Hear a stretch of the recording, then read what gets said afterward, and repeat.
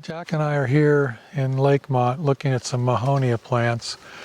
We're on a piece of property that's just below both of our houses, and it's loaded with Mahonia. And the other day I took some film of some bees wearing one of these things out. They were really working it. And Jack knows a lot more about these things than I do, so I'm going to let him explain. Maybe give him some Latin terminology and all that stuff, maybe. Mahonia. Okay, this Mahonia is starting to flower. The first flowers to open are the ones closest to the base of the raceme. And here I have about 3 flowers that are open.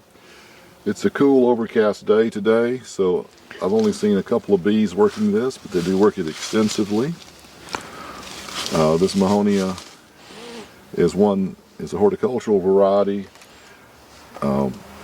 However, the species is native to the United States. In Mexico, it's called Oregon grape. Most of the species are Asiatic, and in fact this may be one of the Asiatic ones, not the native one. But because of the length of these racemes and the number of flowers that are opening and potentially will open, the length of time during which this will produce pollen is quite extensive. I would say 2 weeks or more, maybe 3 weeks. Okay, this is one of our earliest pollen sources that's reliable in this area, even though this is not a native species. And literally the bees will work this so extensively that you can hear the buzzing of the bees as you approach the bushes. There are hybrids that are being made of this plant, and occasionally people will gather to have a symposium on Mahonia plants featuring some of the new hybrids that are shorter in size, smaller leaves, and more ornamental flowers. Well, I've always known it as Oregon grape, and I saw it in Oregon. It's definitely native there. Probably into Washington State also, I would guess. Pacific Northwest, basically. Right. One of the concerns in the southeast is that this can be invasive. It can get spread around. In fact, it's been spread on this property, but I don't see it as particularly invasive. It seems to reproduce rather poorly here. But this property is close to one of Bob's bee yards, and the bees do work it, even though it's a little cold for that to be happening today. Okay. Take a little closer look at this bush. It's got blooms all over it. They just haven't opened yet. Next week is supposed to be sunnier. I'm going to guess that will be bees all over this thing next week. I've got a number of these on my property. Jack has even more than I do, and we're probably we're just a few hundred yards from Jack and I's properties. And again, this is just one bush. They're all down through here, through this little creek bottom here. I'm guessing they got deposited here by birds? Or probably birds. Birds, yeah. This is actually a decent little spot for bees because there's a lot of these little American holly trees coming up. Over there in the distance I see a little red, over there in the distance I see a little red. I guess that's a maple coming on over there. Right. That's a little bit early. You want to go down and poke at that? Sure. Okay. Pretty good sized maple here. I don't know how the camera is going to pick up these blossoms. It's loaded. There's several of these here on this location. They've got little red looking blossoms on them. You can cut down a branch, we can take a good look.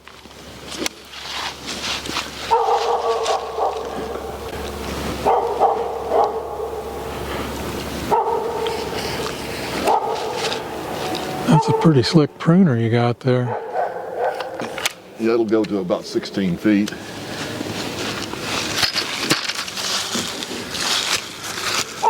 That's a good one. Okay. All right. So these blooms are wide open. You can see some of the flower parts. I can see the pollen structures here. The pollen appears to be a dingy color.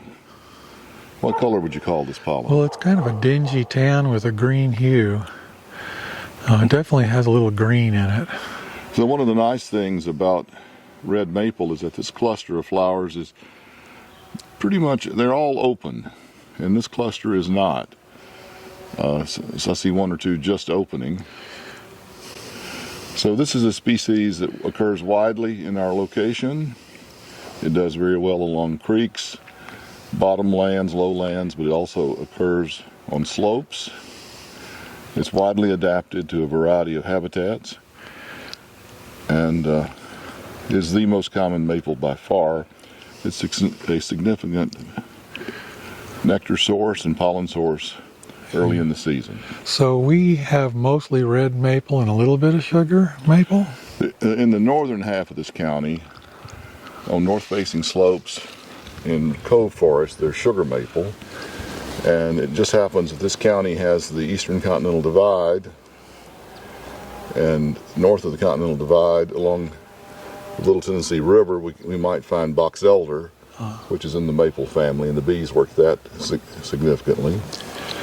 So basically, this tree, because the red maple, because it's more common, is by far of the most benefit to bees.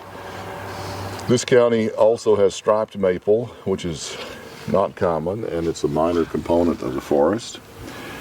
And I have never seen silver maple occurring here. Other maples that could be useful to bees would be the southern sugar maple, south of here. There's also the chalk maple. Mountain maple is quite scarce. Striped maple is more common, but again it would be in the northern part of the county and not very big trees. Okay. There's a lot to open here yet. It's just getting going. Yeah, it's running a little early today. What is the date? It's 7th. 7th? Yeah, this is really a week early in this location. Now in the more northern locations where our bee yards are, it's going to be an extra 2 weeks. Down in South Georgia, Seth and I were down there last week, and it was relatively over. Very few left to bloom. Also, although these are red, when you really see a lot of red and it looks like a big flush of red, they're pretty much over at that point. The seeds emerge very rapidly after the bloom. So when the trees really look red, what you're seeing are seeds. Some of the seeds are red and some are kind of orange in color. What do you call, you had a word for that? The seeds are winged. They're called samaras. Basically, it's like a seed, a double seed, and it has a structure that propels them through the air when they fall off the tree. So this helps with wind dispersal. Well, we're lucky. We got a bunch of them here, and the bees build on it quite nicely. So because we have in this example one cluster fully open, this one is partially open, here's one that's totally closed, this extends the useful number of days provided by this species. Yeah, it gives us several weeks. And of course here we can see all these Mahonias coming up along this creek bottom here. Quite a number of them. And got some up there too. Got some of that Russian olive coming up in this area, which right. Nobody likes to see. And there's privet, which also the privet everywhere. And then the bees are probably about 150 yards that way. So, and we see them over here a lot. Okay, well thanks Jack, appreciate it. You're welcome. Here we have a pretty nice American holly. It's got the red berries on it. This is a big one. We don't always see them this big here. And that's a good honey source, but it's a short honey source. In this area it only lasts about a week. It's nice light honey, tends to crystallize quickly. We're not able to isolate it. It always just blends in with our spring wildflower because it's so short. There's a lot of hollies in Georgia. As you go south, there's different varieties of holly. This tree and gallberry are actually in the same family is what I'm told. So we like to see lots of holly.